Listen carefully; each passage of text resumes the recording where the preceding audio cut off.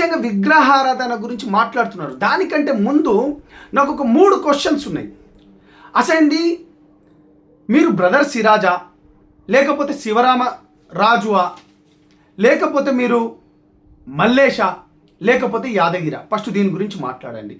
రెండో విషయం, మీకు నిజంగానే మీరు పండితులు, మీరు హిందువులకి వెళ్ళి కన్వర్ట్ అయ్యి ముస్లింలకి వెళ్ళి కన్వర్ట్ అయ్యారు. నిజంగా చాలా గొప్ప విషయం, మంచిది. మీరు జాకిర్ నాయక్ ఇవాళ ఈ దేశం నుంచి బహిష్కరణకు దొంగతనంగా వేరే దేశంలో ఉంటున్న జాకిర్ నాయక్కు సంబంధించిన ఒక వీడియోలో నేను మిమ్మల్ని చూశాను. ఏం చూశాను అంటే, నేను ఒక హిందూ ధర్మానికి సంబంధించిన వాడిని అనుకుంటా మీరు మాట్లాడిండ్రు, చాలా సంతోషం. భారత రాజ్యాంగం గురించి కూడా మాట్లాడిండ్రు, ఆర్టికల్ 25 అని చెప్పిండ్రు. ఎవరైనా మిగతా మతాలకు వెళ్ళొచ్చు, కాదంటలేము. కానీ మిగతా మతాలకు వెళ్ళిన తర్వాత ఇతర మతాలకు సంబంధించిన వాళ్ళ దేవి దేవతలను కానీ విగ్రహాలను కానీ కించపరుస్తూ మాట్లాడుకునేది కనీస ఇంగిత జ్ఞానం మీకు అది ఉందా లేదా అని నేను అడగదలుచుకున్నాను. విగ్రహారాధన గురించి మీకేం సంబంధం? అసలు మీకేంటిది? మీకున్న సంబంధం ఏంటిది? నీకేం అవసరం? అసలు నీ మాటలతోని హిందూ జాతికి కానీ లేకపోతే హిందూ సోదరులకు కానీ మీరు ఏం మెసేజ్ ఇవ్వాలనుకుంటారు? మీకేం అవసరం? అసలు మీరు హిందువుల మధ్య ముస్లింల మధ్య గొడవలు పెట్టాలనుకుంటున్నారా? మీరు హిందూ ముస్లింల మధ్యలో గొడవలు పెట్టాలనుకున్నారు కావచ్చు. అరే బ్రహ్మాండంగా సిరాజ్ గారు, నేను నా మతాన్ని నేను గౌరవిస్తాను, పరమతాలను నేను డెఫినెట్గా వాళ్ళని కూడా గౌరవిస్తాను. మీరు ఇటువంటిది మీరు హిందూ మతానికి విగ్రహారాధన చేయొద్దంటే నువ్వెవడివి? అసలు నీకున్న రైట్ ఏంది?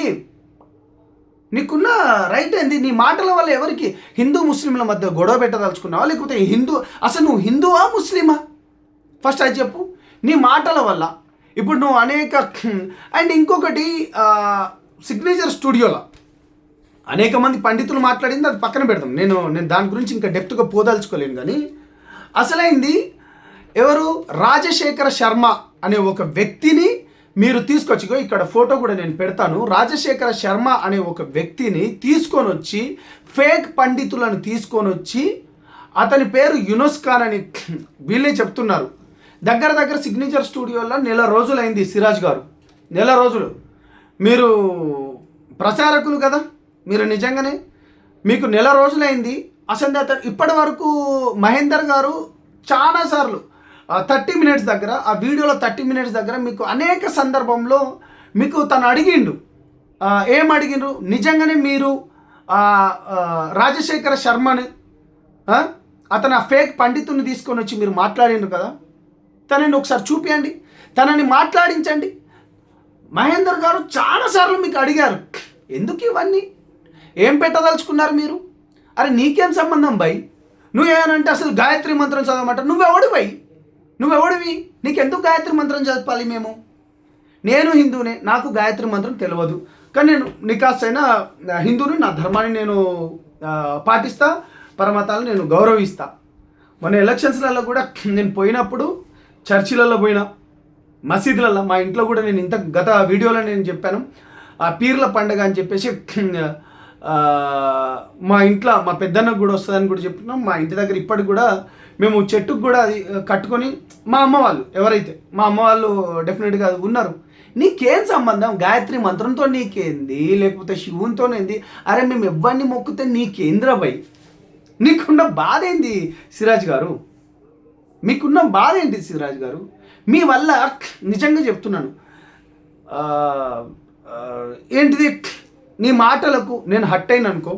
నేను మొన్న నా ప్రతి దగ్గర నేను పొద్దున లేచినప్పటి నుంచి నేను కార్ కొన్నది ఖలీల్ బ్రదర్ దగ్గర నుంచి, నేను కార్ సర్వీస్ చేయించేది ఖాదిర్ బ్రదర్ దగ్గర నుంచి, నేను మటన్ తీసుకునేది ముస్లిం సోదరు దగ్గర నుంచి, నేను ఫ్రూట్స్ తీసుకునేది కూడా ఈవెన్ ముస్లిం సోదరుని దగ్గర నుంచి. నేను చికెన్ షాప్ కానీ వెళ్ళినా కానీ, నేను మొన్న ఒక కన్స్ట్రక్షన్ చేయించిన, ఆ కన్స్ట్రక్షన్ కూడా దగ్గర కొన్ని లక్షల రూపాయలు కూడా నేను ఇచ్చేది వీళ్ళకే. నీ మాటలకు మేము హట్ అయ్యి అసలు నువ్వు హిందువా ముస్లిమా? ఫస్ట్ అది తెలుసుకో. నువ్వు నీ వీడియోలో 15 నిమిషాల దగ్గర 17 నిమిషాల దగ్గర అసలు ముస్లిం మత పెద్దలు తప్పు చేస్తున్నారు అనుకుంటానే నువ్వు మాట్లాడినావు. అసలు ఇది చెప్పట్లేదు, దేవుడు ఒక్కడే అంటున్నావు. దేవుడు ఒక్కడని చెప్పినప్పుడు అల్లాను కూడా ఈశ్వరుడిగా పిలవచ్చని అనుకుంటున్నావు. అసలు ఏంటిది నీ బాధ ఏంటిది? ఈ కమ్యూనిటీల మధ్య గొడవ పెట్టాలని సృష్టించాలనుకుంటున్నావా? అండ్ ఇంకొకటి, మహేందర్ గారి ఇంటర్వ్యూలోనే మీరు చెప్పిండ్రు, ఎవరు రాజశేఖర శర్మ గురించి అతను ఒక గుంటూరుకు సంబంధించిన వ్యక్తి అని చెప్పేసి కూడా కొంతమంది ఫేక్ వాళ్ళని తీసుకొని వచ్చి వాళ్ళ పైన మీరు మీ భాషా ప్రావీణ్యంతో మీరు అద్భుతంగా మాట్లాడుకుంటా వాళ్ళపైన మీరు డిబేట్లో గెలిచేసినట్టు మీరు కొన్ని వీడియోలు చేస్తారు. మీరు ఎందుకు తీసుకురాలేదు ఇప్పటివరకు రాజశేఖర్ శర్మని? మీరు ఎందుకు తీసుకురాలేకపోయినరు? తనని ఎందుకు కాల్ చేయలేకపోయినరు? ఒక విద్యార్థి నాయకునిగా, ఒక అన్ని మతాలను గౌరవించే ఒక విద్యార్థి నాయకునిగా నేను మిమ్మల్ని అడగదలుచుకున్నాను. మీ ఉద్దేశం ఏమిటి? మీరు అతని ఇంటర్వ్యూలో కూడా చెప్పాడు ఏంది, నేను ఇప్పటివరకు ఇతర మతస్థులను ఈ మతస్థులకు కన్వర్ట్ చేయడం చూసినా కానీ ముస్లింలలో అది లేదు, అటువంటిది లేదు. మీరు నేను ఇంకా లోతు అంటే ఇంకేంటి ఆ మతాలల్లో ఆ మతాలల్లో నేను ఇంకా లోతుగా వెళ్ళదలుచుకోలేను. ఎప్పుడు పుట్టింది, ఏం పుట్టింది, అసలు ఈ మతం ఎప్పుడు, మీరు ఆచరిస్తున్న మతం ఎప్పుడు, క్రిస్టియానిటీ మతం ఎప్పుడు, లేకపోతే హిందూ ధర్మం ఎప్పుడు, మొహంజదారా, లేకపోతే హరప్ప నాగరికత, లేకపోతే సూర్య భగవాన్ ప్రకృతిని, నేను అక్కడ దాకా నేను పోదలుచుకోను. నీకు చెప్పాల్సిన అవసరం కూడా లేదు. ప్రతి ఇంటర్వ్యూలో మీరు గాయత్రి మంత్రం చెప్పండి, లేకపోతే మీరు శివుణ్ణి అసలు ఏమంటారు, నీకెందుకు అంటున్నా. మేము ఏ విగ్రహాలను మొక్కుతే నీకెందుకు, ఏం చేసేది? ఫస్ట్ నీ పైన ఉన్న ఆరోపణలు, నీ కుటుంబానికి సంబంధించి కూడా అనేక ఆరోపణలు వచ్చినాయి. మీరు ఎక్కడైతే చదువుకున్నారో, లేకపోతే మీ భువనగిరి అంటే మీరు ఈ ప్రాంతంలో ఎక్కడైతే ఉన్నారో అనేక ఆరోపణలు కూడా వచ్చినాయి. ఆ ఆరోపణల గురించి నేను అంత లోతుగా నాకు వెళ్ళాల్సిన అవసరం కూడా లేదు. నా ధర్మాన్ని నేను పాటిస్తా, మిగతా ధర్మాలను నేను గౌరవిస్తా. మిస్టర్ గౌరవనీయులైన సిరాజ్ గారు, మా హిందూ ధర్మం గురించి మీకు అవసరం లేదు, మా దేవీ దేవతల గురించి కూడా నీకు అవసరం లేదు. ఒళ్ళు జాగ్రత్తగా పెట్టుకొని డెఫినెట్గా చెప్తున్నాం. మీరు సిగ్నేచర్ స్టూడియోలో వచ్చేటప్పుడు కూడా తనకి మహేందర్ గారికి ఇంటర్వ్యూ ఇచ్చారు. ఇంటర్వ్యూ ఇచ్చిన తర్వాత కూడా మళ్ళీ ఆ ఇంటర్వ్యూని తీసేయమని చెప్పారట. ఆ ఇంటర్వ్యూని తీసేయమని ఫేక్ పండితులను పెట్టుకొని వస్తారు. అసలు మీరు ఏ మతస్థులకో, మీరు ఐదర్ అటా లేకపోతే ఇటా, ఫస్ట్ మీరు తెలుసుకోండి. ముఖ్యంగా మీ ఇళ్ళల్లో ఎవరైతే ఉన్నారో, మీ తండ్రి గారి పేరు రామాంజనేయులు, లేకపోతే తల్లి గారి పేరు చంద్రకళ అన్నారు, ఇప్పటికీ వాళ్ళు విగ్రహ ఆరాధన చేస్తారని అంటున్నారు కదా. మీకు నిజంగా చిత్తశుద్ధి ఉంటే వాళ్ళని మార్చండి. కొడుకుగా, తల్లిదండ్రులుగా వాళ్ళు ఎంత బాధపడుతుండ్రు. నేను చెప్పలేను, కానీ నా ధర్మం గురించి వచ్చినావు కాబట్టి డెఫినెట్గా చెప్తున్నాను. సిరాజ్ గారు, విగ్రహ ఆరాధన చేసుకుంటా లేకపోతే మిగతా చేసుకుంటా నీకు అనవసరం. గాయత్రి మంత్రం చదువుతా, నేను ఎవరికి చెప్పుకోవాలనో నా మనసుకు నేను చెప్పుకుంటే సరిపోద్ది, అంతే తప్పిస్తే కానీ మీ ప్రవచనాలతోని హిందూ ముస్లింల మధ్యలో చిచ్చు పెట్టాలని చూడకు. డెఫినెట్గా చెప్తున్నాం. ఈ దేశం ముందే 1947 కంటే ముందే ఏదైతే ఉందో, పాకిస్తాన్ భారతదేశం ఎట్లా విడిపోయిందో అనేది కూడా అందరికీ తెలిసిన విషయమే. మత ప్రామాణికంగా లేకపోతే ఏ విధంగా విడిపోయింది అనేది కూడా అందరికి తెలిసిందే. నేను అక్కడ దాకా నేను వెళ్ళదలుచుకోలేను, నాకు అవసరం లేదు. కానీ మీకు వచ్చి రాని, మీకు తెలిసి తెలియని దానితోని ధర్మాల జోలికి వెళ్ళకండి. మీరు డెఫినెట్గా నా సోదర కమ్యూనిటీకి ఏదైతే మతంలోకి వెళ్ళండి, బాజాప్తగా మొక్కుకోండి. ఆ కమ్యూనిటీకి సంబంధించిన వాళ్ళను మీరు ఉత్తేజపరచండి. దాంట్లోనే ఆ కమ్యూనిటీకి సంబంధించిన మత గురువులే కొంతమంది నీ పైన ఇదే సిగ్నేచర్ స్టూడియోలోకి వచ్చి నీ పైన అనేక రకాల మాటలు అంటున్నారు. ఫస్ట్ దానిపైన మాట్లాడండి సిరాజ్ గారు. అఫ్కోర్స్ నీకు నాకు అంటే జనసేన పార్టీకి సంబంధించి కూడా ఒక విందులో కూడా మీరు వచ్చిండ్రు, నేను కాదనుకుంటలేను. నేను డెఫినెట్గా ఇఫ్తార్ విందులు మేము కూడా ఇచ్చినాం. మేము విందు వచ్చినప్పుడు కూడా మీరు కూడా పవన్ అన్న గురించి కూడా గొప్పగా చెప్పిండ్రు, నేను కాదంటలేను. హిందూ ధర్మాల జోలికి రావద్దు బ్రదర్. మీ ధర్మం ఏదైతుందో హిందూ ధర్మంలోకి వెళ్ళి ఆ ధర్మంలోకి పోయినారు కదా, ఆ ధర్మం గురించి మీరు గొప్పగా చెప్పుకోండి. బాధ లేదు, కానీ ఇతర మతాలలోకి వెళ్ళేటప్పుడు మాట్లాడేటప్పుడు కొంచెం జాగ్రత్తగా ఉండాలి. మీరు కూడా సిగ్నేచర్ స్టూడియోలో అడిగిన ఎవరైతే ఉన్నారో, మీరు గొప్ప పండితులు అంటున్నారు కదా, ఆ రాజశేఖర శర్మ గారిని ఇప్పటికీ తీసుకురాలేదు, అలియాస్ యూనస్ ఖాన్ కూడా అంటున్నారు. అది చెప్పాల్సిన అవసరం కూడా ఉన్నది కాబట్టి నేను ఇదొక్కటి మీకు చెప్పదలుచుకున్నాను. ఇకనైనా కులాల మధ్య మతాల మధ్య చిచ్చు పెట్టరని నేను అనుకుంటూ, ఇప్పటికైనా మీరు నేను చెప్పింది ఏదైతే ఉందో ఆ రాజశేఖర శర్మ గారిని బయట తీసుకురావాల్సిందిగా కోరుతున్నాను. Thank you brother. ఈరోజు ముస్లిం సమాజం టోపీకి ఎంత అయితే ఇంపార్టెన్స్ ఇస్తుందో అంత ఇంపార్టెన్స్ మాత్రం టోపీకి లేదు. కానీ ధరించడం మంచి విషయమే, ఎందుకంటే ప్రవక్త ముహమ్మద్ సల్లల్లాహు అలైహి వారి యొక్క సాంప్రదాయము అది. నేను చెప్పాలనుకున్న విషయం ఏంటంటే, ఇది ఉంటేనే నమాజ్ అవుతుంది, ఇది ఉంటేనే ముస్లిం అన్న విషయాలు ఏవైతే సమాజంలో ముస్లిం సమాజంలో కూడా రేళ్ళూనుకొని ఉన్నాయో ఈ అపోహను దూరం చేస్తున్నాను. కానీ నా ఉద్దేశం ఏంటంటే, మీరెందుకు టోపీ ధరించారు అనేది మీకు వ్యక్తిగతం ఉంటుంది కదా. నేను ఎందుకు ధరించాలనుకున్నాను, అందుకే నేను టోపీ ధరించాను. గడ్డం ఉంది, దైవ ప్రవక్త వారి సాంప్రదాయం, ఋషుల సాంప్రదాయం. ఇప్పుడు ఎంతమంది అయితే మన ఋషులు వచ్చారో ఆ ఋషులందరూ కూడా గడ్డం పెట్టేసుకున్నారు, చాలా వరకు ప్రవక్తలు కూడా గడ్డం పెట్టుకున్నారు, మహాప్రవక్తలు గడ్డం పెట్టుకున్నారు. మహాప్రవక్తలు చెప్పారు మీరు గడ్డం పెట్టుకోండి అని. మా దృష్టిలో ఋషువులే ముందు వచ్చారు, తర్వాతనే ప్రవక్తలు వచ్చారు అనేది మా అంచనా. సార్ ఋషులు అంటే ఏంటి, ప్రవక్తలు అంటే ఓకే, మేము హిందువులో మా దేవుళ్ళలో ఋషులు వాళ్ళని దేవుళ్ళని ఆరాధించారు, మా దేవుళ్ళని ఆరాధించారు. ప్రవక్తలు అనేది ఖురాన్లో అల్లాహ్ని ఆరాధించారు అనేది. దేవుడు నా దేవుడు ఇద్దరు దేవుడు వేరు వేరా? వేరు వేరు అనేదే మీరు ఇన్ని రోజులు ప్రవచిస్తుంది. మరి అల్లా ఇస్లామిక్ వేరు, బైబుల్ జీసస్ వేరు. ఇన్ని రోజులు చెప్పడంలో చెప్పే విధానంలో ఏదైనా పొరపాట్లు జరిగి ఉండవచ్చు. ఇప్పుడు నేను మీకు ఏం చెప్తున్నానంటే, ఏ దేవుడైతే మిమ్మల్ని పుట్టించాడో అదే దేవుడు నన్ను పుట్టించాడు, అదే దేవుడే సమస్త మానవుల్ని పుట్టించాడు. ఆయన అరబీలో అల్లా అంటే, తెలుగులో మనం దేవుడు సర్వేశ్వరుడు అని చెప్తాం. మనల్ని పుట్టించిన దేవుని మనం ఆరాధిద్దాం. డన్, నేను దాన్ని ఖచ్చితంగా ఒప్పుకుంటున్నాను. కానీ మీ టోపీకి మీరు ప్యాషన్ కోసం పెట్టుకున్నారా, ఖురాన్లో ఉండి పెట్టుకున్నారా, మీకు ఇష్టం ఉండి పెట్టుకున్నారా, లేదు మీ టోపీకి ఏమైనా ప్రత్యేకత ఉందా? సూటిగా చెప్పండి. ప్రవక్త ముహమ్మద్ సల్లల్లాహు అలైహి వసల్లం వారు పెట్టుకున్నారు కాబట్టి, అంటే ఆయన ఒక తలపాక చుట్టుకున్నారు కాబట్టి దాని నుండి టోపీ వచ్చింది. ఆ టోపీ నేను ధరిస్తున్నాను, క్లియర్ కట్గా సమాధానం. సో ఆయన ధరించారు కాబట్టి మీరు ధరిస్తున్నారు. ఎడారి ప్రాంతంలో ఆయన తలపాక కట్టుకున్నారు కానీ మీరు ఇక్కడ టోపీ పెట్టుకుంటున్నారు. So nothing. ఇది ఐడియాలజీ కాదా సార్? అంటే ఆయన ఇసుక రేణువులు వచ్చి దూరుతాయని చెప్పేసి ఆ కాన్సెప్ట్ అన్నది కొంతమంది కల్పించారండి. ఆ కాన్సెప్ట్ లేదు, ఆ కాన్సెప్ట్ లేదనమాట.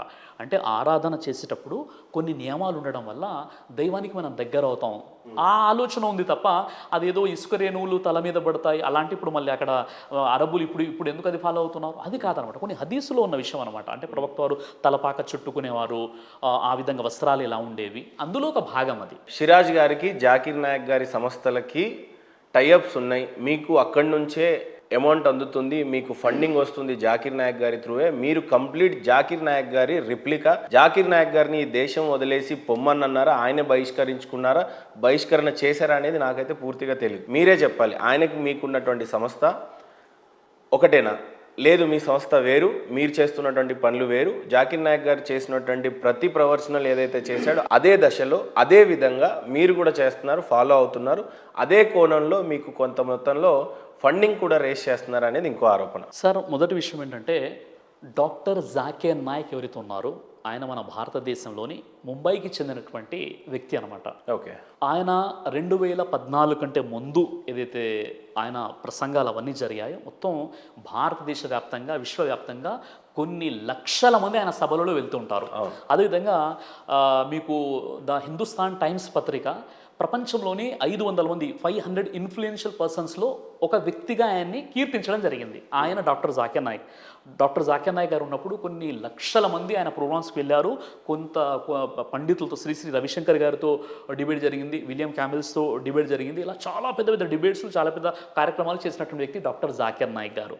అయితే నా గురించి మీరు తెలుసుకోవాల్సిన విషయం ఏంటంటే, జాకిర్ నాయక్ గారు ఎప్పుడైతే హైదరాబాద్ వచ్చారో, అంటే ఒక 18 సంవత్సరాల క్రితమో 20 సంవత్సరాల క్రితమో అనుకుంటాను, ఎప్పుడైతే జాకిర్ నాయక్ గారు వచ్చారో అప్పుడు ఆయన వచ్చారు. నేను కూడా అన్వేషణలో ఉన్నాను, నిజంగా దేవుని తెలుసుకునే ప్రయత్నంలో ఉన్నాను, నా స్టడీ ముందు కొనసాగుతుంది. ఆ సందర్భంగా డాక్టర్ జాకిర్ నాయక్ గారి ప్రోగ్రామ్ ఇక్కడ జరుగుతుందంటే నేను వచ్చాను. నేను వచ్చేసి ఆయన ప్రోగ్రాంలో పాల్గొని ఆ తర్వాత ఒక క్వశ్చన్ అడిగాను.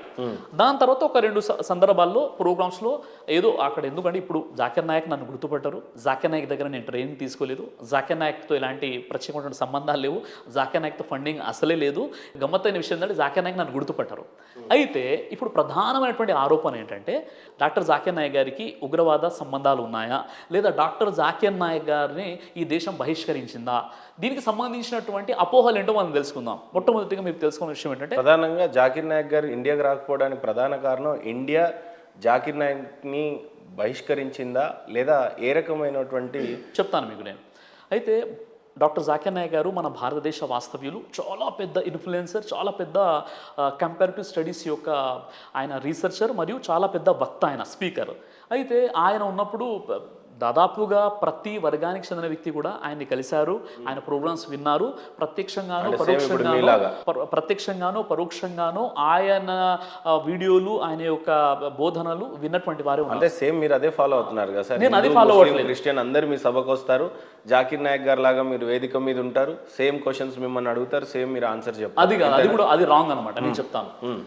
జాకిర్ నాయక్ని ఎక్కడైతే నేను గౌరవిస్తానో అక్కడ గౌరవిస్తాను, ఎక్కడైతే విభేదిస్తానో అక్కడ విభేదిస్తాను కూడా. ఈ విషయాన్ని మీరు తెలుసుకోవాలి. జాకిర్ నాయక్ గారిని కొన్ని ఎక్కడైతే గౌరవిస్తానో, ఏ విషయాలైతే కొన్ని విషయాల్లో మేము ఆయన్ని ఆదర్శంగా తీసుకుంటాం, ఆయన్ని గౌరవిస్తాం, కొన్ని విషయాల్లో విభేదిస్తాను కూడా. విభేదిస్తాను నేను చెప్తాను. ముందు మొత్తం వినాలి, మీరు మొత్తం వినాలి. అయితే అసలు జాకిర్ నాయక్ పై ఉన్నటువంటి ప్రధానమైనటువంటి ఆరోపణ ఏంటి అంటే, 2016 సంవత్సరం జూలై 1 రోజున బంగ్లాదేశ్లోని ఢాకాలో బాంబ్ బ్లాస్ట్ జరిగింది. అప్పుడు వెంటనే జూలై 3వ తేదీ ఏం జరిగిందంటే, అక్కడ ఒక ప్రధాన స్రవంతి మీడియా పత్రికలో అక్కడ ఒక న్యూస్ పేపర్లో వచ్చిన విషయం ఏంటంటే, ఆ ఉగ్రవాదంలో పట్టుబడినటువంటి ఒక వ్యక్తి డాక్టర్ జాకిర్ నాయక్ గారి ఫేస్బుక్లో ఫాలోవర్ అని చెప్పేసి ఒక న్యూస్ రావడం జరిగింది. ఎప్పుడు జూలై 1, 2016లో ఇది జరిగితే, జూలై 3, 2016లో ఈ న్యూస్ వచ్చిందనమాట. అక్కడ ఒక న్యూస్ పేపర్లో వచ్చింది.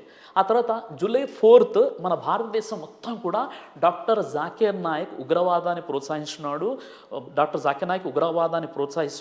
ఉగ్రవాద సంస్థలతో సంబంధాలు ఉన్నాయి అన్నట్టుగా కంప్లీట్గా మన భారతదేశంలో మారుమోగిపోయింది న్యూస్ అనమాట. ఆ తర్వాత జూలై 5th ఏం జరిగిందంటే, అదే న్యూస్ పేపర్ని అయితే బంగ్లాదేశ్లో డాక్టర్ నాయక్ గురించి ఇట్లా నెగిటివ్గా రావడం జరిగిందో, వారేం చెప్పారంటే, డాక్టర్ జాకిర్ నాయక్కి ఉగ్రవాదులతో సంబంధాలు ఉన్నాయని మేము ఎక్కడ కూడా చెప్పలేదు, ఆ ఉగ్రవాదుల్లో పట్టుబడినటువంటి ఆ తీవ్రవాదికి జాకిర్ నాయక్ ఫేస్బుక్లో ఆయన ఫాలోవర్ అన్న విషయాన్ని మేము చెప్పాము, కాబట్టి మమ్మల్ని క్షమించండి అని జాకిర్ నాయక్తో క్షమాపణ వేడుకున్నారు. ఇది ఎప్పుడు వచ్చింది న్యూస్? జూలై 5th వచ్చిందనమాట. అయిపోయింది. దాని తర్వాత మన భారతదేశంలో మాత్రం ఆ న్యూస్ అదే విధంగా స్ప్రెడ్ అయిపోయింది.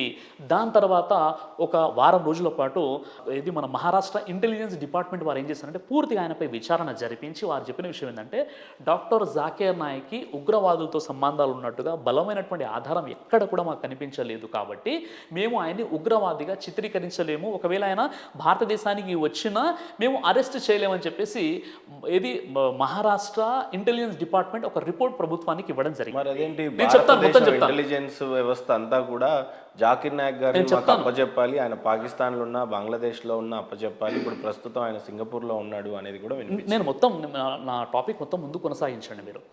ఇంతవరకు జరిగింది. ఆ తర్వాత ఏం జరిగిందంటే, 2017-2018లో జరిగిన విషయం ఏంటంటే, ఈడీ మరియు NIA, national investigation agency, enforcement directorate ఏదైతే ఉందో, ఎన్ఐఏ మరియు ఈడీ వీరిద్దరు కూడా వీళ్ళు ఏం చేశారంటే, డాక్టర్ జాకిర్ నాయక్ సంబంధించినటువంటి ఆస్తుల్ని జప్తు చేయడం జరిగిందనమాట. అప్పుడు ఎప్పుడైతే జప్తు చేశారో, జాకిర్ నాయక్ గారి తరపునటువంటి ఒక అడ్వకేట్ ఆయన కోర్టులో పిటిషన్ వేసుకుంటే, కోర్టుకు వెళ్ళినప్పుడు కోర్టులో ట్రిబ్యునల్ ధర్మాసనం ఏదైతే ఉందో, ఆ ధర్మాసనం సంబంధించినటువంటి చీఫ్ జస్టిస్ ఎవరైతే ఉన్నారో ఆయన పేరు మన్మోహన్. ఆ మన్మోహన్ సింగ్ ఏం చేశారంటే, డాక్టర్ జాకిర్ నాయక్ గారి ప్రసంగాలు మొత్తం కూడా నేను విన్నాను, నేను కూడా ఆయన యొక్క ఫాలోవర్నే, ఆయన ఉగ్రవాదాన్ని బోధించేటట్టుగా ఉన్నటువంటి ఏదైనా ఒక వీడియో కనుక మీరు నాకు సబ్మిట్ చేసినట్లయితే నేను ఆయన ఆస్తుల్ని మొత్తం జప్తు చేసుకుంటాను అని చెప్పారు. కానీ వీళ్ళు ఒక్క ఆధారం కూడా ఇవ్వలేకపోయారు. అప్పుడు ఆయన చెప్పారు, ఈ కారణం వల్ల నేను ఆయన ఏ ఆస్తిని కూడా నేను జప్తు చేయడం జరగదని చెప్పడం జరిగింది. ఈ స్టేట్మెంట్ వచ్చేసింది. ఎప్పుడు? ఇది 2018లో. ఆ తర్వాత ఏం చేశారంటే వీరు, సరే ఇప్పుడు చెప్పొచ్చు మీరు ఆయన ఆ దేశం ఎలా వెళ్ళిపోయాడంటే ఎప్పుడైతే బంగ్లాదేశ్ ఢాకాలో ఈ మామలా జరిగిందో ఆ తర్వాత జూలై 1కి జరిగింది, జూలై 3లో అక్కడ పబ్లిష్ అయింది, జూలై 4లో మనకి ఇక్కడ ప్రచారం జరిగిపోయింది, జూలై 5లో వాళ్ళు క్షమాపణ కూడా వేడేసుకున్నారు. ఆ తర్వాత 2017-18 నుండి వీళ్ళు ఈడీ తర్వాత మీకు ఎన్ఐఏ ఆ ఆస్తుల్ని వారు ఏంటంటే సీజ్ చేసినప్పుడు ఆ కోర్టు ఆయన పక్షంలో ఒక క్లియర్ చిట్ ఇచ్చేసింది అనమాట. ఇది మొత్తం జరిగిన తర్వాత ఇప్పుడు ఏమన్నారు, జాకిర్ నాయక్ మళ్ళీ ఎలా పారిపోయాడంటే జాకిర్ నాయక్ పారిపోలేదు. జాకిర్ నాయక్ అప్పుడు వేరే దేశంలో ఉన్నాడు, సౌదీలో ఉన్నాడు ఆయన. ఇప్పుడు ఈ బాంబ్లాస్ జరిగినప్పుడు ఆయన వేరే దేశంలో ఉన్నాడు. ఎప్పుడైతే న్యూస్ ఆయన చూసారో ఇక అక్కడ నుండి ఇక్కడికి రాలేదు, ఇది జరిగింది. కానీ ఇక్కడ నుండి దేశాన్ని పారిపోయి ఆయన వెళ్ళలేదు. ఇది మనం తెలుసుకోవాల్సిన విషయం. తర్వాత ఏం జరిగిందంటే ఇప్పుడు మన కొన్ని సంస్థలు కొన్ని ఏజెన్సీస్ ఏం చేశాయంటే ఆయనపై రెడ్ కార్నర్ నోటీస్ని జారీ చేయాలని చెప్పేసి వాళ్ళు ఇంటర్పోల్ సంస్థల్ని వాళ్ళు ఏంటంటే అప్రోచ్ అవ్వడం జరిగిందనమాట. వాళ్ళు చెప్పిన విషయం ఏంటంటే ఇంటర్పోల్ వాళ్ళు చెప్పిన విషయం ఏంటంటే జాకిర్ నాయక్కి సంబంధించి ఎక్కడ కూడా ఉగ్రవాదాలతో సంబంధాలు ఉన్నాయి అన్నట్లుగా ఎక్కడ కూడా రుజువు అవ్వలేదని చెప్పారు. తర్వాత వీరు ఏం చేశారంటే ఆయనకు ఇక రెడ్ నోటీస్ జారీ చేయండి అంటే వీళ్ళు రెడ్ నోటీస్ని జారీ చేయలేదు. రెడ్ నోటీస్ని జారీ చేయలేదు. తర్వాత వీళ్ళు ఏం చేశారంటే కనీసము మీరు ఆయన హేట్ స్పీచెస్ ఉన్నాయని చెప్పేసి అయినా మీరు ఛార్జ్షీట్ వేయండి అని మళ్ళీ కనీసం 3 సార్లు మన భారత ప్రభుత్వం ఇంటర్పోల్ వాళ్ళతో ఏం చేశారంటే వాళ్ళు రిక్వెస్ట్ చేయడం జరిగింది. 3 సార్లు కూడా రిజెక్ట్ చేయడం జరిగింది. చివరిగా హేట్ స్పీకర్గా కూడా మీరు ఛార్జ్షీట్ వేయండి అంటే మేము ప్రసంగాలు చూసామండి, ఎక్కడ కూడా అలా జరగలేదని చెప్పారు.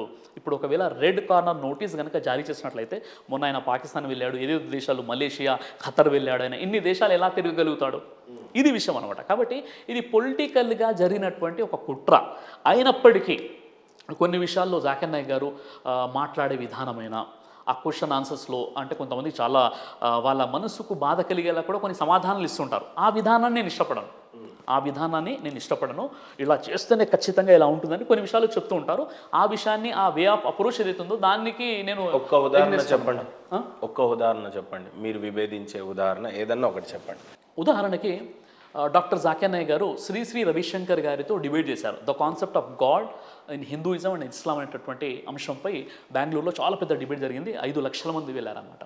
అందులో శ్రీ రవిశంకర్ గారు రాసినటువంటి ఏదైతే పుస్తకం ఉందో ఆ పుస్తకంలో ఫలానా తప్పులు ఉన్నాయి అని జాకిర్ నాయక్ గారు చెప్తుంటే ఆయన ఏం చెప్తున్నారంటే, సార్ నేను ఆనాడు హిందూ ముస్లింల మధ్య ఏదో కొన్ని గొడవలు జరుగుతున్నాయి, వాళ్ళను దృష్టిలో పెట్టుకొని ఆ బుక్ రాశాను, అందులో తప్పులు ఉన్నటువంటి విషయాలు కరెక్టే అని ఆయన ఒప్పుకున్నప్పుడు కూడా ఆ చాప్టర్ నెంబర్ వర్స్ నెంబర్ ఇలా చేశారని ఆయన మనసుకు బాధ కలిగించే విధంగా డిబేట్ జరిగింది.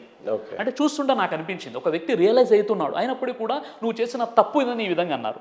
మరో విషయం ఏంటంటే ఇప్పుడు నేను ముఖ్యంగా ఏ విషయంలో విభేదిస్తున్నానంటే మొన్న జాకిర్ నాయక్ గారు అంటే ఒక 1 మంత్ క్రితం పాకిస్తాన్ వెళ్ళారు.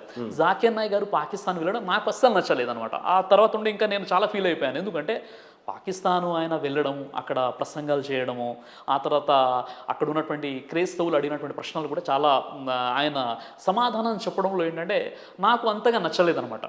కాబట్టి ఇలాంటి కొన్ని విషయాలు జాకిర్ నాయక్ గారు పాకిస్తాన్కి వెళ్తే మీకెందుకు నచ్చలేదు? అంటే నా వ్యక్తిగతంగా కారణం మీ శత్రు దేశం అని భావిస్తున్నారా? ఖచ్చితంగా శత్రు దేశమే. పాకిస్తాను అనేది భారతదేశానికి ఖచ్చితంగా శత్రు దేశమే, అందులో ఎలాంటి సందేహం లేదు. రెండో విషయం ఏంటంటే జాకిర్ నాయక్ గారికి కొన్ని కోట్ల మంది ఫాలోవర్స్ ఇండియాలో ఉన్నారు. అలాంటప్పుడు ఆయన పాకిస్తాన్కు వెళ్ళిపోవడం అన్నది అది ఎందుకో నచ్చలేదు అనమాట. నచ్చలేదు. ఇంకో విషయం ఏంటంటే అక్కడ ప్రసంగాలు చేసేటటువంటి విధానంలో కూడా ఆయన చాలా కరుకుగా సమాధానం ఇచ్చారు. కొంతమంది క్రైస్తవులు వరుసలో నిలబడి కొన్ని క్వశ్చన్స్ అడిగినప్పుడు ఆయన చెప్పే విధానంలో ఎందుకో నాకు నచ్చలేదు అనమాట. ఇలా కొన్ని విషయాలు ఉన్నాయి. ఆయన క్వశ్చన్ ఆన్సర్స్లో జవాబు చెప్పే విధానమైనా లేదా ఇప్పుడు పాకిస్తాన్కి వెళ్ళినటువంటి విషయమైనా ఇంకా కొన్ని విషయాలు ఉండవచ్చు. అలా కొన్ని విషయాలు ఉన్నాయన్నమాట. ప్రపంచం అంతా శాంతి చేకూర్చాలి అని మీరు పాకిస్తాన్ని శత్రు దేశంగా భావించడానికి గల కారణాలు ఏంటి సార్? పాకిస్తాన్ని శత్రు దేశంగా అన్న విషయం ఏదైతే ఉందో ఇప్పుడు మన భారతదేశానికి పాకిస్తాన్ శత్రు దేశం కాదా, అవునా కాదా అంటే ఖచ్చితంగా శత్రు దేశమే. ఎందుకంటే ఇప్పుడు మనం ఏదైనా ఉగ్రవాదులకు సంబంధించి ఐసిస్ అయినప్పుడు కూడా ఎంతమంది అయితే ఉగ్రవాదులు ఉన్నారో నిజంగా చెప్పాలంటే పాకిస్తాన్కు సంబంధించినటువంటి వాళ్ళ ద్వారా మన భారతదేశంలో ఉంటున్నటువంటి ముస్లింలపై నిందలు మోపడం జరుగుతుంది. కాబట్టి ఏదైనప్పుడు కూడా ఇది మన భారతదేశం అండి. మన భారతదేశం కోసం నన్ను అడిగితే ఒక బ్రదర్ సిరాజ్గా, ఒక శ్రీరామరాజుగా నా ప్రాణాన్ని కూడా నా దేశం కోసం అంకితం చేయడానికి, ధారపోయడానికి నేను సిద్ధంగా ఉన్నాను. ఒక రియల్ ఆ దేశం త్రూ మనకి పాకిస్తాన్కి ఇండియాకి యుద్ధం జరగాల్సిన టైమే వచ్చినప్పుడు ఎదురుగా ఇస్లాం సోదరులు నించున్నప్పుడు కత్తి దించాలి అని అంటే దించుతారా? ఖచ్చితంగా అండి. ఇప్పుడు ఎందుకంటే ఇప్పుడు మనం మన భారతదేశం, ఇది నా దేశం అనమాట. నా దేశానికి వ్యతిరేకంగా ఎవరు కుట్రలు పనినా, వాళ్ళు ఏ రిలీజన్ అనైనా, ఇక్కడ రిలీజన్ని చూడం మేము. ఇక్కడ నా దేశాన్ని కాపాడుకోవాలి. అందుకే ఇదే విషయం ప్రవక్త ముహమ్మద్ సల్లల్లాహు అలైహి వసల్లం తెలియజేశారు. ఇప్పుడైతే ఆయన మక్కా నుండి మదీనాకు హిజ్రత్ చేసి వెళ్ళిపోయారో, అక్కడ ఉన్నటువంటి యూదులతో ఆయన కొన్ని ఒప్పందాలు చేసుకున్నారు. ఒప్పందాలు చేసుకుని ఆయన చెప్పిన విషయం ఏంటంటే, మొట్టమొదటిగా మీరు కూడా ఈ దేశ పౌరసత్వంలో మీకు కూడా భాగం ఇవ్వడం జరుగుతుంది, కాబట్టి ముందు మన మదీనా పట్టణాన్ని మనం కాపాడుకుందాం, ముందు దేశ రక్షణ ఇంపార్టెంట్ అని చెప్పారు. ఉమర్ రదియల్లాహు వారు కూడా ఇదే చెప్పారు, దేశ రక్షణ అనేది మనకి ఇంపార్టెంట్. కాబట్టి నేను భారతీయుడిగా ముందు నా భారతదేశం అండి. నేను ఏదైతే వేరే దేశాలు చూశానో అందరికంటే, అన్ని దేశాల కంటే గొప్ప దేశం మా భారతదేశం. ఇక్కడ ముస్లింలు చాలా స్వేచ్ఛగా వారి యొక్క ధర్మాన్ని వాళ్ళు పాటిస్తూ 5 పూటలు నమాజ్ చదువుకుంటున్నారు. చాలా పూర్తి ప్రపంచంలోనే ఒక గొప్ప డెమోక్రసీ కలిగినటువంటి దేశం అనేది. కాబట్టి ఇక్కడ పుట్టినందుకు కూడా నేను గర్వపడుతున్నాను. మీరు ఏదన్నా ఒక ఇంటర్వ్యూకి వెళ్ళాలి అని అంటే యాంకర్కి మీరిచ్చే క్వశ్చనే అడగాలి, ఆ ఆన్సర్సే మీరు వాళ్ళకి చెప్పాలి, అంతవరకే మీ ఇంటర్వ్యూ అయిపోతుంది. రెండోది, మీ సభలో మీరిచ్చే క్వశ్చన్సే వాళ్ళు అడగాలి, అంతటితోనే మీ ఆన్సర్స్ చెప్పాలి, అక్కడతో మీ సభ ఆగిపోవాలి. ఇది ప్రధానమైన ఆరోపణ. ఇప్పుడు ఈ క్వశ్చన్ని తీసుకున్నట్లయితే, ఇప్పుడు మీ యొక్క సిగ్నేచర్ స్టూడియోలో మనం దాదాపుగా గంటన్నర సేపు నుండి మనం కూర్చొని ఉన్నాం. ఇందులో ఏ క్వశ్చన్స్ మీరు నాకు ఇచ్చినటువంటివి అడిగారు, ఏ క్వశ్చన్ ఇక్కడ ప్రీ ప్లాన్గా చేసామని? రైట్, ఇక్కడ సిగ్నేచర్ స్టూడియో అనే దానికి వచ్చేసరికి వేరే ఉంటుంది. గతంలో మీరు 10-15 ఇంటర్వ్యూలు ఇచ్చి ఉన్నారు, అట్లా జరిగిందా, జరగలేదా? లేదు. మీ వేదిక దగ్గర అడిగేటువంటి ప్రశ్నలకి మీకేమైనా సంబంధాలు ఉన్నాయా, లేవా? ఖచ్చితంగా అండి. నేను ఇంతకుముందుకు 10-15 ఛానళ్ళు ఎక్కడ కూడా నేను ఇంటర్వ్యూ ఇవ్వలేదు. నాకు తెలిసి ఇది 3వ 4వ ఛానల్. అంటే ఇంతకుముందు గతంలో నేను శాటిలైట్ టీవీ ఛానల్లో TV9, TV5 కొన్ని డిబేట్స్లో నేను పాలు పంచుకున్నాను. డిబేట్స్లో ఇంకా క్వశ్చన్స్ ఇచ్చేది ఏముంటుంది, మొదటి విషయం. రెండో ప్రూఫ్ ఏంటంటే, ఇక్కడ సిగ్నేచర్ స్టూడియోలో మీరు చూసారు, గంటన్నర సేపు నుండి మీరు అడుగుతున్నారు, నేను చెప్తున్నాను. ఇది రెండో ప్రూఫ్. ఇక మూడో విషయం ఏంటంటే, ఏదైతే పబ్లిక్ మీటింగ్స్లో క్వశ్చన్స్ వస్తాయో ఆ క్వశ్చన్స్ ముఖం తెలియని వాళ్ళు కూడా లైన్లో నిలబడి క్వశ్చన్స్ అడుగుతారు. కొన్ని సందర్భాల్లో అపోహ ఎలా జరిగిపోతుందంటే, అపోహ జరగడానికి కారణం ఏంటంటే, ఇప్పుడు ఉదాహరణకి కొంతమంది మా ఫాలోవర్స్ ఉంటారు, సార్ నాకు ఈ డౌట్ ఉందండి, సిరాజ్ గారితో అడగాలి అని వాళ్ళకు ఒక డౌట్ ఉంటుంది. ఆ డౌట్ ఉన్నప్పుడు మా వాలంటీర్స్ ఏం చేస్తారంటే, ముందు నాకు చెప్తారు, ఒక వ్యక్తి వస్తాడు సార్ క్వశ్చన్ అడుగుతారంట, అంతవరకే మాకు తెలిసి ఉంటుంది. ఇదే తప్ప ఇప్పుడు మీకు ఒకవేళ అలాంటి సందేహం ఉన్నట్లయితే, మీకు పెద్ద పబ్లిక్ మీటింగ్లో మీకు ఆఫర్ చేయడం జరుగుతుంది, మీరు రండి క్వశ్చన్స్ అడగండి. ఇది కేవలం అంటే ఒక ఫేక్ ప్రచారము, మాపై ఉన్నటువంటి ఒక ఆరోపణ తప్ప ఇందులో ఎలాంటి వాస్తవం లేదండి. కొన్ని సందర్భాల్లో మా కార్యకర్తలు ఏం చేస్తారంటే, ఏదైనా కరెంట్ ఎఫైర్ ఉందనుకోండి, ఇప్పుడు ఉదాహరణకి ముత్యాలమ్మ విగ్రహాన్ని ధ్వంసం చేసినటువంటి సందర్భంగా, ముత్యాలమ్మ విగ్రహాన్ని ఏదైతే ధ్వంసం చేశారో ఆ విషయంలో ఆ ఒక 4 days తర్వాత నా ప్రోగ్రామ్ కొరట్లలో జరిగింది. అప్పుడు ఒక మిత్రుడు ఏం చెప్పాడంటే, సార్ నేను ఒక క్వశ్చన్ అడుగుతానంటే ఏ క్వశ్చన్ అని అడిగాను. ఈ విషయం సరే, మీరు ఇలా క్వశ్చన్ అడిగింది ఉంటే ఇప్పుడు అందరికీ ఉపయోగపడితే అక్కడ అడగండి అని చెప్పాను. అలా కొన్ని క్వశ్చన్స్ ఏదైనా తెలిసి ఉంటాయి తప్ప మిగతా మొత్తం కూడా కంప్లీట్గా మేము వదిలేస్తామండి. ఎవరైనా ఏ క్వశ్చన్ అని అడగండి, మాకు జ్ఞానం ఉంటే చెప్తాము, లేదంటే సార్ మాకు తెలియదండి, నేను మళ్ళీ అన్వేషించి నేను రీసెర్చ్ చేసి చెప్తానని చెప్తాను. అందులో నెక్స్ట్ జరగబోయే మీ సభకి సిగ్నేచర్ స్టూడియోస్ ఏమైనా స్పై చేయాలి అని అనుకుంటే, ఎవరన్నా మమ్మల్ని అరెస్ట్ చేసే ప్రయత్నం, మమ్మల్ని ఇబ్బంది చేసే ప్రయత్నం ఏమైనా జరిగితే మా పక్షాన నిలబడతారా? అయ్యో, ఎందుకంటే మీ సైన్యం చాలా పెద్దది, మీ వేదికలు చాలా పెద్దవి, మీ వెనకాల మీ టీం కానీ మీ పిల్లలు కానీ చాలా భారీ ఎత్తున సంఖ్యలో ఉంటారు అనేది విన్నాం. రెండవది, అక్కడ జరుగుతున్న దాంటి విషయంలో వాళ్ళు చాలా అలర్ట్గా ఉంటారు, మీ టీం గురించి విన్నాను. ఒకవేళ మా వాళ్ళు స్పై చేయాలి అని అనుకున్నప్పుడు, చలో స్పైలో మా టీం దొరికిపోయింది, నేనే దొరికిపోయినా, మా పక్షాన నిలబడతారా? నెక్స్ట్, మీ సభకి మా సిగ్నేచర్ స్టూడియోకి ఏమన్నా ఆహ్వానం పలుకుతారా? మేము చూడొచ్చా ఆ సభని, నిజంగా పరిశీలించవచ్చా, ఎంత జెన్యున్గా మీ సభని మీరు కండక్ట్ చేస్తారు అనేది, ఎంత ధైర్యంగా ఒప్పుకుంటారు సిరాజ్ గారు? ఖచ్చితంగా నెక్స్ట్ ఏదైతే మేజర్ ఈవెంట్ ఉంటుందో నేను అఫీషియల్గా మీకు ఇన్విటేషన్ ఇస్తాను. మీరు ఖచ్చితంగా రండి, ప్రోగ్రామ్ మొత్తం మీరు వినండి. ఏదైనా ఆ ప్రోగ్రామ్ సంబంధించినటువంటి క్వశ్చన్ అడగాలన్నా ధైర్యంగా మీరు అక్కడ క్వశ్చన్ అడగండి. పూర్తిగా మీ బాధ్యత మాపై ఆధారపడి ఉంటుంది. ఖచ్చితంగా ఇది కేవలం అపోహ మాత్రమే. మేము ఓపెన్గా మిమ్మల్ని ఏంటంటే నేను ఇన్వైట్ చేస్తున్నానండి.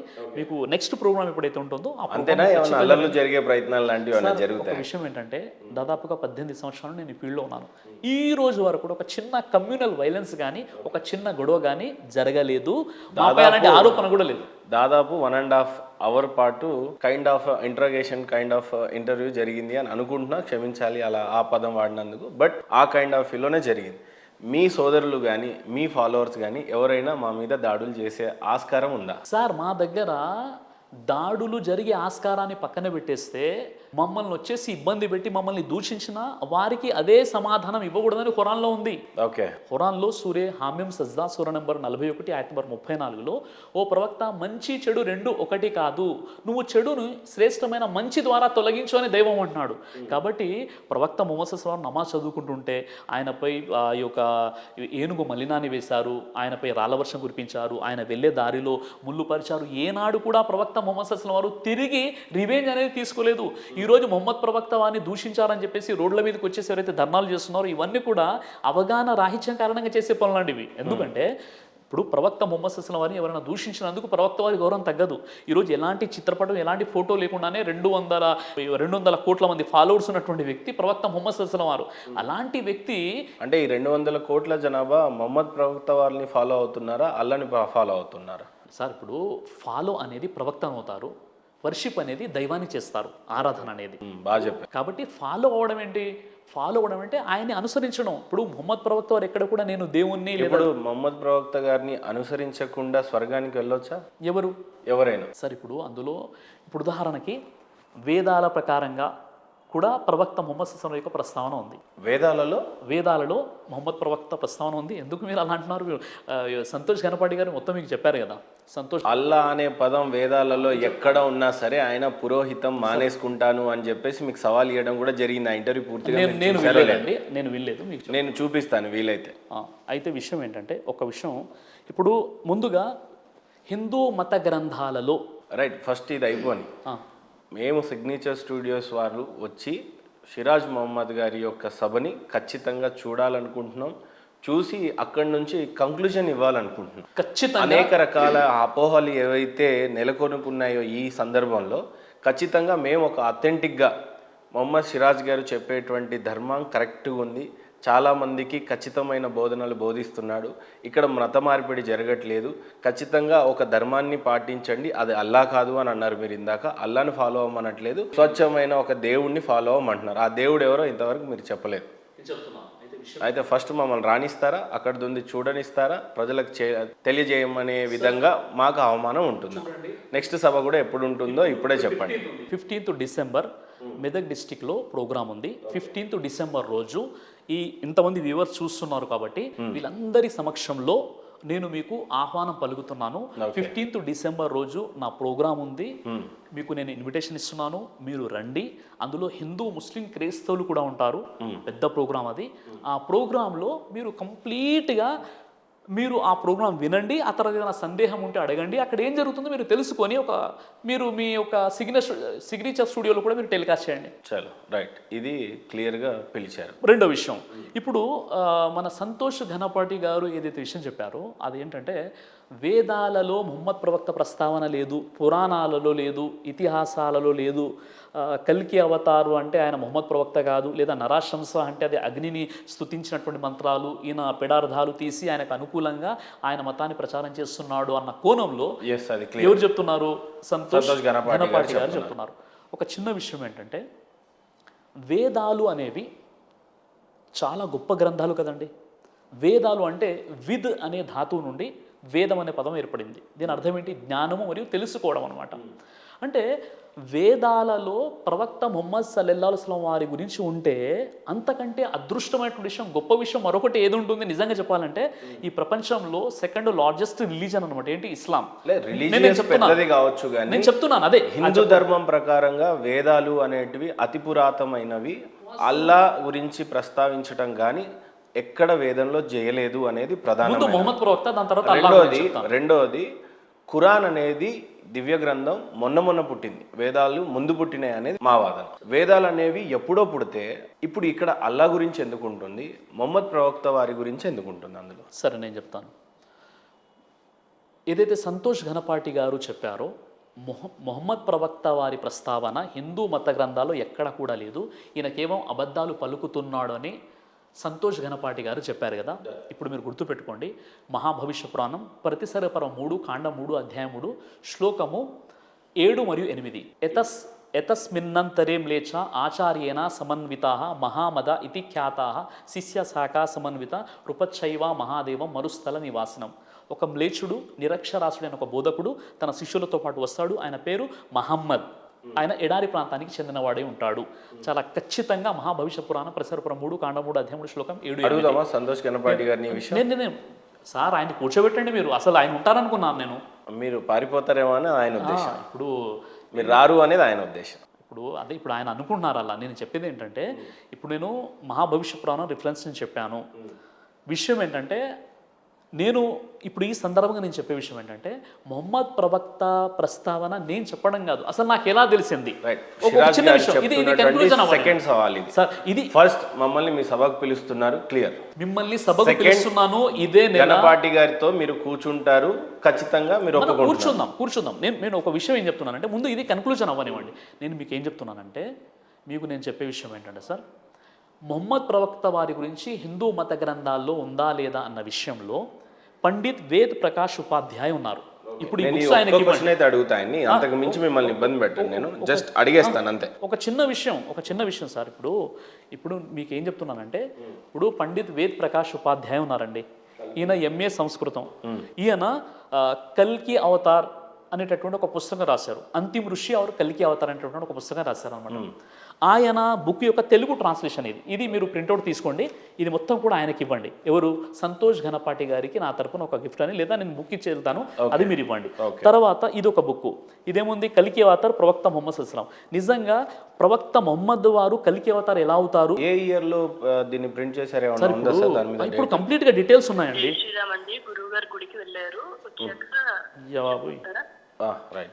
ఇప్పుడు ఒక విషయం ఏంటంటే, ముహమ్మద్ ప్రవక్త ప్రస్తావన హిందూ మత గ్రంథాల్లో ఉందా లేదా? ఆయన లేదంటున్నారు, నేను ఉందంటున్నాను. నాకు ఎలా తెలిసిందంటే, హిందూ మత పండితుడు సంస్కృత విద్వాంసుడైనటువంటి పండిత్ వేద్ ప్రకాష్ ఉపాధ్యాయ్ గారు కల్కి అవతార్ అంతిమ ఋషి అనే పుస్తకం రాశారు. అందులో ఆధారంతో పాటు ఉంది, ఇది ఒక పుస్తకం. రెండో పుస్తకం పురాణాల్లో ముహమ్మద్ సల్లల్లాహు అలైహి వసల్లం, ఇవి వేరే పబ్లికేషన్ వాళ్ళు చేశారు. ఆ తర్వాత హిందూ ధర్మ గ్రంథాల్లో ముహమ్మద్ సల్లల్లాహు అలైహి వసల్లం, ఇది ఇప్పుడు మూడో పుస్తకం. తర్వాత ఇది కల్కి అవతార్ ముహమ్మద్ సాహెబ్ అని, ఇది వేరే పుస్తకం. తర్వాత ఇది కలియుగాంతం. ఈ విధంగా ఇన్ని పుస్తకాలలో ప్రవక్త ముహమ్మద్ సల్లల్లాహు అలైహి వసల్లం వారి యొక్క ప్రస్తావన ఉందండి. ఈ పుస్తకాల్లో నిజంగా ఆయన ఎప్పుడు వస్తారు, ఎక్కడ వస్తారు, ఎలా ఉంటారు, రూపురేఖలు ఎలా ఉంటాయి అన్న విషయాలు కూడా ముహమ్మద్ ప్రవక్త గురించి చెప్పబడ్డాయి. ఈ పుస్తకాల్లో ఉంది కదా. ఇప్పుడు ఒక వ్యక్తి నోటి మాటగా చెప్పడం వేరు, అది ఒక ప్రింట్ అయినటువంటి పుస్తకాలు. ముహమ్మద్ ప్రవక్త వారు మళ్ళీ తిరిగి వస్తాడు అనేది రాస్తుందండి సార్. ముహమ్మద్ ప్రవక్త వారు రారండి, ఆయన తిరిగి రారు. ముహమ్మద్ ప్రవక్త వారు రారు. ముందు ఈ విషయాన్ని మీరు కంప్లీట్ అయిపోతే వేరే విషయంలోకి వెళ్ళిపోదాం. నేను చెప్పే విషయం ఏంటంటే, ముహమ్మద్ ప్రవక్త వారు వేదాలలో ఆయన నరాశంస అంటే యో నరో ప్రశస్యత అంటే ఏ నరుడైతే ప్రశంసింపబడతాడో, మొహమ్మద్ అనే అర్థానికి ప్రశంసింపబడేవాడు. ఆ తర్వాత ఆ నరాశంస ఎవరో కాదు, మొహమ్మద్ ప్రవక్తాన్ని వేద ప్రకాష్ ఉపాధ్యాయ చెప్పారు విషయాన్ని, లక్ష్మీ శంకరాచార్య వారు చెప్పారు విషయాన్ని, శ్రీ రవిశంకర్ గారు కూడా ఒక ప్రోగ్రాంలో అవునండి వేదాల్లో మొహమ్మద్ ప్రవక్త ప్రస్తావన ఉందని చెప్పారు. పురాణం పాతదా వేదాలు పాతవా? సార్ ఈ టాపిక్ కంప్లీట్ అయిపోనివ్వండి. నేనేం చెప్తున్నానంటే, ప్రవక్త మొహమ్మద్ వారు వస్తారు అన్న విషయంలో ఇన్ని పుస్తకాలు మీకు చూపించానండి. మీకు హిందీలో కూడా ఉన్నాయి, తెలుగులో ట్రాన్స్లేషన్ కూడా ఉన్నాయి. ముందు ఈ విషయాలపై ఆయన స్టడీ చేయమని చెప్పండి. ఈ విషయాలపై స్టడీ చేసి దీనికి కౌంటర్లు ఇవ్వమని చెప్పండి ఆయన. ఎవరికి? సంతోష్ ఘనపాటి గారి. మరో విషయం ఏంటంటే, ఇప్పుడు ఏదైతే మీరు క్వశ్చన్ అడుగుతున్నారో, ఏం క్వశ్చన్ అడిగారండి? వేదాలు ముందు పుట్టాయా, ఖురాన్ ముందు పుట్టిందా, బైబిల్ ముందు పుట్టిందా? ఈ విషయం మీరు తెలుసుకోవాలి. దీన్ని అడగబోయే ముందు ప్రధానంగా క్రిస్టియన్ సోదరులంతా కూడా క్లెయిమ్ చేసేది ఏంటంటే, సిరాజ్ గారు, బైబుల్ నుండి కాపీ చేసినటువంటి ఖురాన్ ఏ రకమైన దివ్య గ్రంథం కాదు అని ప్రధానంగా ఆరోపిస్తూ ఉంటారు. ఖచ్చితంగా ఖురాన్ అనేది కంప్లీట్గా బైబుల్ నుంచే పుట్టింది. ఆదాం హవా టాపిక్ వాళ్ళది, అబ్రహం అనే టాపిక్ వాళ్ళది, పౌలు అనే టాపిక్ వాళ్ళది. దాని తర్వాత డేవిడ్ రాజుని దావీద్ అన్నారు వాళ్ళు, ఇక్కడ ఇంకో రకమైన పేరు వినిపించింది. అక్కడ నోహార్కు ఉంటే ఇక్కడ నోహార్కు ఉన్నాడు. అక్కడున్న కంప్లీట్ చాప్టర్ అంతా కూడా ఖురాన్ అక్కడి నుంచే కాపీ చేయబడింది. ముందు 2000 సంవత్సరాల ముందు వాళ్ళది అని అంటే మీది 1600 సంవత్సరాల క్రితం అని అంటున్నారు. దీనికి ఫస్ట్ క్లారిఫికేషన్ ఇచ్చిన తర్వాత వేదాలతో వీల్ కాపీ విత్ అదర్ గ్రంథాస్. సార్, ఇప్పుడు వేదాలు హిందూ సోదరులు, హైందవ సోదరులు ఏదైతే వేదాలు విశ్వసిస్తున్నారో అది మనం దీన్ని క్లారిఫై చేసి then will come to the Vedas. Bible, Quran. Bible నుండే పుట్టింది ఖురాన్. ఖురాన్ ఏం కొత్తగా వచ్చినటువంటి గ్రంథం కాదు. ఫస్ట్ అక్కడ గ్రంథం ఎవరితో రాయిస్తాడు? పరిశుద్ధాత్మ శక్తితో రాయిస్తాడు, లేదంటే గాబ్రియల్ దూతతో రాయిస్తాడు. ఇక్కడ ఇంకో దూత ఉంటుంది, దాని త్రూ రాయిస్తాడు. ఇక్కడ ముహమ్మద్ ప్రవక్త వారు కనీసం చదువుకోలేదు, అయినా సరే స్క్రిప్చర్స్ అనేది రాయడం జరిగింది అనేది ప్రధాన వాదన. రైట్, దీన్ని మీరు ఏ రకంగా స్వీకరిస్తారు? ఖురాన్ నుండి, బైబిల్ నుండి ఖురాన్ కాపీ చేశారా అన్న విషయం మీకు అర్థం అవ్వాలంటే, ఇప్పుడు ఖురానులో యేసుక్రీస్తు వారి యొక్క పుట్టుక గురించి అది పరిశుద్ధమైనటువంటి పుట్టుక. అవును, తర్వాత నేను పుట్టింది చెప్పే విషయం కాబట్టి ఏంటి? ఖచ్చితంగా అవునండి, అక్కడ ఇప్పుడు ప్రస్తావన వస్తుంది. కాపీ చేసినప్పుడు అందులో ఇప్పుడు కాపీ చేసినప్పుడు ఇది ఎవరైతే కాపీ చేస్తున్నారో వాళ్ళు ఇంకా దీన్ని ఉన్నతంగా చెప్పాలి కదా. ఇప్పుడు దాన్ని సమర్థిస్తూ ఎందుకు చెప్పబడ్డాయి అన్న విషయాన్ని, ఈ కాన్సెప్ట్ మీకు అర్థం కావాలంటే ఖురాన్లో విషయం ఏముందంటే, మీరు పూర్వపు గ్రంథాలని కూడా విశ్వసించండి. ముస్లింలకు ఒక షరతు ఏంటంటే కేవలం ఖురాన్ మాత్రమే కాదు, ఖురాను కంటే పూర్వం ఎన్నైతే గ్రంథాలు అవతరించాయో అవన్నీ గ్రంథాలపై మీరు విశ్వాసం కలిగి ఉండండి అని మనకు ఖురాన్ అంటుంది. ఇప్పుడు అదే వర్స్లో గుర్తుందా? అయ్యో చాలా వర్సెస్ ఉన్నాయి. సో మాయిదాలో చాలా వర్సెస్ ఉన్నాయి. ఒక వర్స్ చెప్పండి. మీకు పూర్వీకుల మీరు చదివి చెప్పండి ఏదైనా గుర్తుంటే. లేదు ఇక్కడ దివ్య ఖురాన్ ఉందా మీ దగ్గర? దివ్య ఖురాన్ అంటే నేను తీసుకొచ్చేవాడిని. నేను చెప్పే విషయం ఏంటంటే, మీరు మీకు పూర్వము అవతరించినటువంటి గ్రంథాలని కూడా అనుసరించండి. వాటిని మీకు పూర్వం ఏదైతే గ్రంథాలు వచ్చాయో ఆ గ్రంథాలపై కూడా మీరు విశ్వాసం కలిగి ఉండండి. పూర్వం అంటే ముందు బైబిలే పుట్టింది, తర్వాతనే ఖురాన్ పుట్టింది అనేది మీరు చెప్తున్నారు. ముందు బైబిల్ అంటే, బైబిల్ అసలు పేరేంటి? ఇంజీల్ అనమాట. ఇంజీల్ బైబిల్గా రూపాంతరం చేయడం జరిగింది. కాబట్టి ఇంజీల్ ఎవరికి ప్రసాదించడం జరిగింది? యేసుక్రీస్తు, అంటే ఈసా అలైహిస్సలాం అంటారు. యేసుక్రీస్తుపై ఇంజీల్ అనే పుస్తకం వచ్చింది. అది మార్పు చేర్పులతో, అంటే అది ఏంటంటే రూపాంతరం చెంది ఇక్కడ బైబిల్గా వీళ్ళు పిలుస్తున్నారు. కాబట్టి ఏ సోర్స్ అయితే, ఏ దేవుడైతే అక్కడ ఇంజీల్ని పంపించాడో ఆ దేవుడే ఖురాన్ని పంపించాడు. కాబట్టి సిమిలర్గా ఉంటాయి ఆ విషయాలు, అందులో ఎలాంటి సందేహం లేదండి. ఎందుకు అక్కడ ఆదాం హవ్వనే ప్రస్తావిస్తే ఇక్కడ సేమ్ అదే ప్రస్తావించాడు? ఇక్కడ దావీద్ ఉంటే ఇక్కడ దావీద్, అక్కడ డేవిడ్ ఉంటే ఇక్కడ దావీద్ అయ్యాడు, మీ దగ్గర ఇంకొకటి అయ్యాడు. అక్కడ ఇబ్రాహిం ఉంటే అబ్రాహం ఉంటే ఇక్కడ ఇబ్రాహిం అయ్యాడు. ఎందుకు ఈ రకమైనటువంటి తర్జుమా జరిగింది అని అంటారు? పోనీ ఇక్కడ ఖురాన్కి బైబిల్కి అసలు ఏమైనా సంబంధం ఉందా? మీకు విషయం చెప్తాను. సెమిటిక్ రిలీజియన్స్ ఏవైతే ఉన్నాయో, Semitic religions, non Semitic religions అనేటటువంటి రెండు విభాగాలు ఉంటాయన్నమాట. సెమిటిక్ అంటే ఏంటి అంటే, ప్రవక్త నోవా, అంటే చాప్టర్ నెంబర్ 71 నూహ్ అలైహిస్సలాం యొక్క చాప్టర్ ఉంటుందన్నమాట. అంటే ప్రవక్త నోవా ఎవరైతే ఉన్నారో వారి యొక్క కుమారుడు శామ్ అనమాట. శామ్ సంతానాన్ని సెమిటిక్ రిలీజియన్స్ అని అంటారు. సెమిటిక్ రిలీజియన్స్ ఏంటంటే, ఒకటి ఇస్లాం, 2 యూదమతం, 3 క్రైస్తవ్యం. ఈ 3లో సిమిలర్గా ఉండేటువంటి విషయాలు ఏంటంటే, దేవుని అస్తిత్వాన్ని నమ్ముతారు, దైవ ప్రవక్తలు నమ్ముతారు, హియర్ ఆఫ్టర్ లైఫ్ని నమ్ముతారు. కాబట్టి ఏ దేవుడైతే అక్కడ ఇంజిల్ని పంపించాడో అదే దేవుడు ఇక్కడ ఖురాన్ని పంపించాడు. మరి అలాంటప్పుడు సిమిలర్గా కొన్ని విషయాలు ఉంటాయి. ఓకే, సిమిలర్గా కొన్ని విషయాలు ఉంటాయి. మనం అర్థం చేసుకోవడంలో ఇక్కడ అపార్థం జరిగిపోతుంది. మనం అనుకుంటే ఇక్కడ కాపీ ఉద్దేశం కాదు.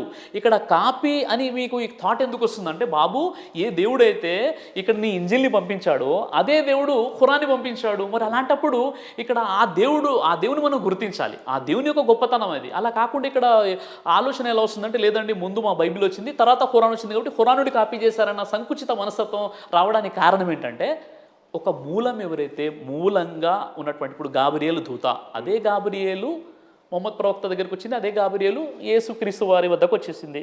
సోర్స్ మొత్తం ఒకటే. ఇప్పుడు బైబిల్లో కూడా అంటే మీరు అంటున్నటువంటి సేమ్ దైవదూత అనేది అవును అక్కడ వచ్చింది ఇక్కడ వచ్చింది అని అంటారు. అవునండి. ఇప్పుడు సో మీరంతా ఒకటే? మీరంతా కాదండి, మనమంతా ఒకటే. క్రిస్టియన్ మనది తర్వాత మాట్లాడదాం. క్రిస్టియన్ సోదరులు అక్కడున్న బైబుల్ ఇక్కడున్న ఖురాన్ రెండు ఒకటే అంటున్నారు. ఒక విషయం చెప్తాను మీకు నేను. భగవద్గీత ఉందా మీ దగ్గర? భగవద్గీత 4వ అధ్యాయము 1వ శ్లోకంలో ఏముంటుందంటే, భగవానుడు ఎలా చెప్పాను, ఓ అర్జున, ఈ నిష్కామ కర్మ యోగమును నేను పూర్వము సూర్యునికి చెప్పి తిని, సూర్యుడు వైవస్వత మనువుకు ఉపదేశించాను, మనువు ఇక్ష్వాకునకు బోధించాను అని ఉంటుంది అనమాట. సూర్యుడు అంటే ఎవరు? సూర్య భగవానుడు కాదు, సూర్యుడు అంటే మొట్టమొదటి మానవుడు అనమాట. ఇక్కడ అంటే ఈ రాజర్షులు ఋషుల యొక్క ప్రస్తావన చెప్తూ ఇది ఒక సనాతనంగా ఇక్కడ గీతలో ఉన్నటువంటి ప్రతి దానికి మీతో విభేదించే వాళ్ళు చాలా మంది ఉన్నారు. దానికి అర్థం అదే అని మీరు అంటారు, అది కాదు అని వాళ్ళు అంటారు. కాబట్టి దాన్ని ప్రస్తావించే ముందు ఫస్ట్ బైబుల్ ఖురాన్లో what is the best book and why it return అంటే మీరు ఏమని దాన్ని ఫస్ట్ క్లెయిమ్ చేస్తారు, అది క్లియర్ చేసేస్తే దెన్ వేదాల మీద పురాణాల మీద ముందు మీకు తెలుసుకోవాలి కదా, కాన్సెప్ట్ ఏంటో తెలియాలి మీకు. ఇక్కడ ఏదైతే భగవద్గీత 4వ అధ్యాయం 1వ శ్లోకం నేను చెప్పాను, ఈ నిష్కామ కర్మయోగమును పూర్వం నేను సూర్యుని చెప్తిని, సూర్యుడు మనువునకు ఉపదేశించను, మనువు ఇక్షాకునకు బోధించను అన్న విషయం ఉంటుంది. ఇదే విషయం మీరు ఖురాన్లో చూడండి. ఖురాన్లో కూడా మీరు 42వ అధ్యాయం సూర అష్షూరా 13వ వాక్యంలో అక్కడ ఉన్నటువంటి విషయం ఏంటంటే ఈ ధర్మాన్ని మేము మొట్టమొదటిగా నోవాకు అంటే నూహ్ అలైహిస్సలాం వారికి ఉపదేశించాము. ఓ ప్రవక్త, ఇప్పుడు దీనినే మేము నిర్ణయిస్తున్నాము. ఈ ధర్మాన్ని వహీ ద్వారా నీకు ఉపదేశించడం జరిగింది. పూర్వం ఈ ధర్మాన్ని మేము అబ్రహముకు, తర్వాత మూసాకు, తర్వాత ఈసాకు బోధించాము, దీన్ని స్థాపించండి అని.